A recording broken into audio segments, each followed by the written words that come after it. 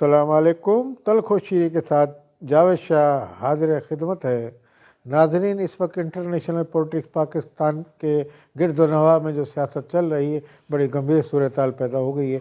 रूस और यूक्रेन की जो जंग जो चल रही है इस वक्त, कभी कम होती है, कभी उसकी शिद्दत में इजाफा होता है, मगर मैं ये समझता हूँ ये एक मैदान जंग बनाया हुआ है और इसमें तमाम दुनिया के ममालिक अपनी दामे दर में सूखना हिस्सा ले रहे हैं, कुछ अमली तौर पे भी। इस ज़मन में अमेरिका ने 20 अरब के असला बारूद और पेट्रियाट मिसाइल दी हैं। अभी मज़ीद पेट्रियाट मिसाइल यूक्रेन को फराहम किए हैं।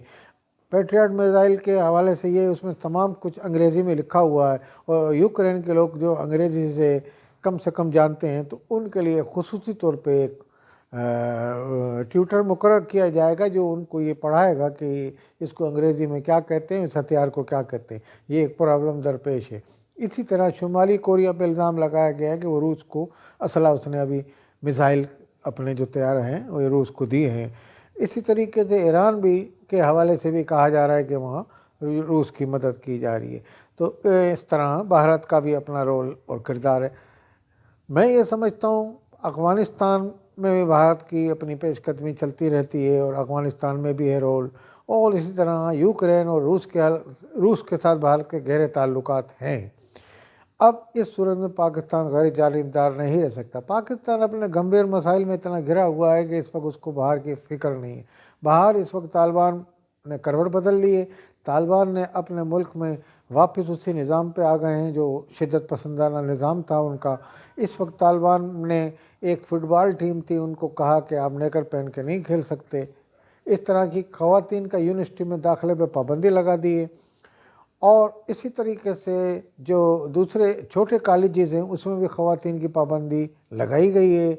इस ज़मन में वर्ल्ड में मज़म्मत की जा रही है तमाम वो यूरोपीय ममालिक और वो अमेरिका और जिन्होंने ये हुकूमत कायम की थी, वो सब हैरत ज़दा रह गए तालिबान के मौजूदा इक़दाम, शदीद रवैया और शिद्दत पसंद इक़दाम से एक बार फिर पाकिस्तान के पड़ोस में हालात ख़राब होने जा रहे हैं।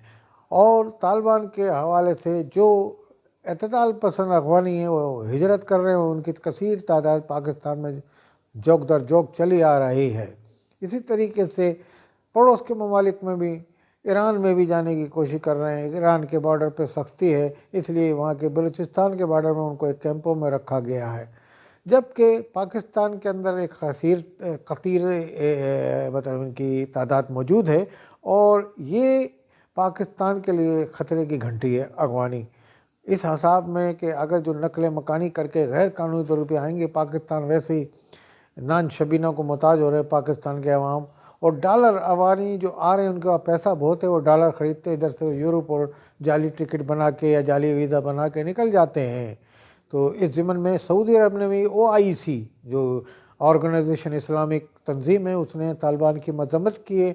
सऊदी अरब ने वज़ीर ख़ारजा ने मजम्मत की है तालिबान के इस इक़दाम की। दूसरे तालिबान के जो पाकिस्तानी धड़ा है उनका TTP का, वो पाकिस्तान में उन्होंने तवातुर के साथ अपनी वारदातों में इजाफा हो गया, धमाके हो रहे हैं। कल ही इस्लामाबाद में धमाका हुआ जो किसी बड़ी वारदात की गर्ज से एक कार इस्लामाबाद में दाखिल हुई थी, जिसको रोका तो वो आदिल हुसैन सिपाही धमाके से उड़ गया और कार में मौजूद जो लेडीज़ और एक जेंट्स थे वो धमाके से उनके भी टुकड़े टुकड़े हो गए।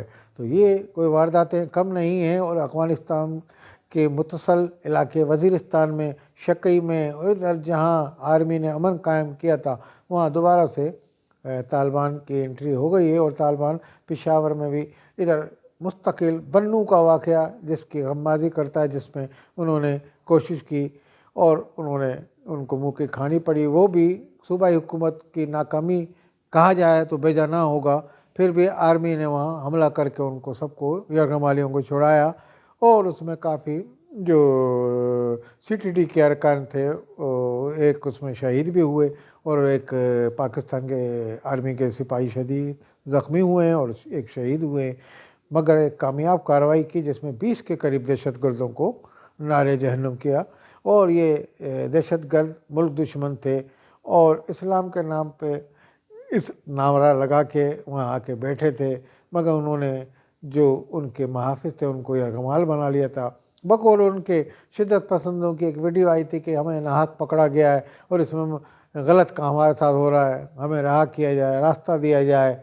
तो उन्होंने इस हिसाब से रास्ता मांगा, मगर उनके सूबाई हुकूमत से मुज़ाकरात या आर्मी से मुज़ाकरात कामयाब ना हो सके। तो ये बन्नू का वाक़या सूबाई हुकूमत की एक गलत नाअहली भी कहा जाएगा, और दूसरे जो वहाँ एहलकार डिप्यूट थे उनकी भी नाअहली कहा जाएगा। तो बेजानी होगा जो उन्होंने जो कैदी थे उन्होंने महाफिजों को यरगमाल बना लिया।